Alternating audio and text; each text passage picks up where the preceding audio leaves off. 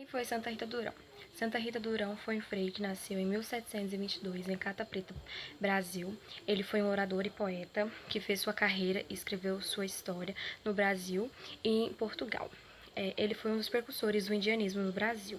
Ele faleceu em 1784, aos 62 anos. O indianismo corresponde a uma das tendências literárias mais marcantes do período romântico, e foi a primeira geração do romantismo. O indianismo ele trata-se do tema do índio idealizado, enquanto que nos outros países os cavaleiros que eram tratados como o guerreiro romântico, aqui no Brasil os índios que eram tratados como o guerreiro, como o romântico, eles tipo, que quebrou aquilo que o índio era selvagem. Ele foi tratado como um guerreiro, como um romântico. José de Santa Rita Durão, ele pode ser considerado um escritor que viveu tanto no neoclassicismo, tanto no romantismo, mas nós não podemos designar em qual escola literária ele estava, pois não podemos falar tipicamente o início ou o fim de uma escola literária. Nós não podemos dizer que ela acabou, mas sim que ela não tem tanto sucesso igual ela tinha antes. O neoclassicismo foi um movimento artístico criado na Europa por volta de 1750. Esse movimento tinha como principal objetivo resgatar os valores estéticos e cultural da civilização da antiguidade clássica. Uma das suas principais características era a valorização de padrões e temas da arte clássica antiga. As cores frias eram bastante usadas e heróis e seres da mitologia grega também. Na literatura era bastante visada a síntese e a perfeição gramática. No Brasil, esse movimento deu início por volta de 1816, com a chegada da missão francesa. E na literatura brasileira era visado o arcadismo, que buscava retratar a vida simples do campo. O romantismo também foi um movimento artístico criado na Europa por volta do século XVIII. Ele influenciou na pintura, na literatura, na música e na arquitetura. Na literatura, as suas principais características eram oposição ao modelo clássico, textos longos em forma de prosa, a narração ampla refletindo sequência de tempo, subjetivismo e egocentrismo, e também a idealização da sociedade, do amor e da mulher.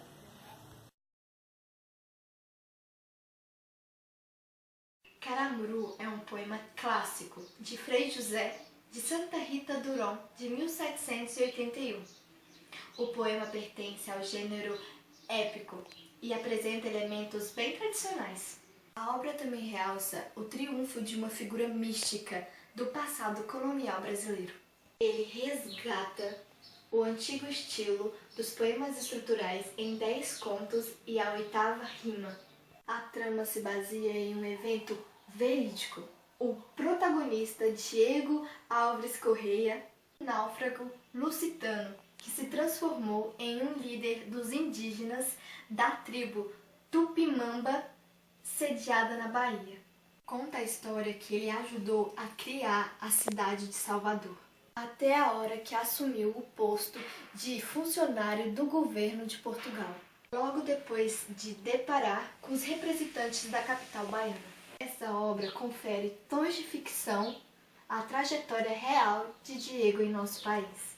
Agora, o meu amigo Maicon vai contar mais um pouco da análise que a gente fez sobre a obra Caramuru. Muito obrigado, Ana Paula. Agora eu vou falar um pouco mais analisado desse poema. E o poema Caramuru, ele retrata o descobrimento da Bahia na época das grandes navegações portuguesas, sendo considerado um tipo de poema chamado poema épico, que seria um poema narrativo que contaria uma história. Esse poema ele foi bastante aclamado pelos romantistas por ele falar sobre o relacionamento de uma índia com um português. E nesse mesmo poema ele nos mostra 2 tipos de sociedade, que seria a sociedade dos portugueses e a sociedade dos índios. A sociedade portuguesa ela nos foi mostrada de uma maneira bastante diferente da indígena. estando muito ligado à religião, principalmente o catolicismo. Ele nos mostra mais conservador, digamos assim, em relação aos índios, que naquela época seguiam os ensinamentos que eram passados de geração em geração, e eles também seguiam muito as doutrinas de seus deuses, que não era tão rígidos, digamos assim, igual a religião católica era naquela época. Portugal, na época em que o poema retrata, ele sofreu crise financeira, pois todas as riquezas da coroa portuguesa estavam se esgotando. Muitos foram para a Inglaterra por conta dele estar pagando meio que alguns impostos. Por isso, o intuito das navegações, além de buscar as especiarias, também era buscar novas riquezas. E como eles já tinham descobrido a terra de Veracruz, eles pensaram em explorar cada vez mais. Então eles acabaram explorando. Não foi bem uma exploração, eles acabaram naufragando o navio e acabou chegando no estado que agora é a Bahia. E eles, após chegar lá, como eles sempre fizeram, eles acabaram ignorando totalmente os nativos que ali estavam. Eles estavam pensando praticamente no ouro, e com isso a gente consegue ver o tanto que a ganância e a ignorância humana está muito presente ali, porque ele meio que ignorando a existência de outros humanos que ali existiam, e houve grandes massacres por conta disso, de invasão de terra. E o poema ele fala sobre o relacionamento do Camuru com a Índia, e a imagem do homem que é mostrado no poema, ele não é tão diferente da imagem do homem que é mostrada agora no século XXI, que seria o homem que ele é responsável por toda a sua família, ele é, digamos, o homem de tudo, ele vai comandar tudo. E essa visão que foi mostrada no poema, que foi escrito em 1700, ela é vista até hoje de uma forma bastante forte. Mesmo tendo muito avanço, ainda está muito forte essa presença do homem, digamos assim. Embora os portugueses pensassem que eles haviam descoberto toda aquela terra, que para eles era tudo deles, porque eles haviam descoberto e tal, a gente pode perceber que os índios eles eram contra aquilo. Não digamos que eles eram contra, porque eles não sabiam o que eles estavam a fazer ali. Mas após eles saberem, eles acabaram expulsando os portugueses, tentaram expulsar os portugueses. Eles eram contra aquilo, e muitas batalhas, muitos massacres aconteceram por conta disso. E teve batalhas, não foi somente dos portugueses contra os índios, mas sim contra alguns espanhóis, ingleses, franceses, porque eles meio que ficaram sabendo que Portugal havia descoberto uma nova terra, e todos eles queriam um pedaço de nova terra para expandir o seu território. Então houve muitas batalhas que aconteceram com os índios, os portugueses, espanhóis, ingleses, franceses e muitos outros povos que até não foram falados nos livros. Porém, a gente praticamente já sabe quem ganhou toda essa batalha.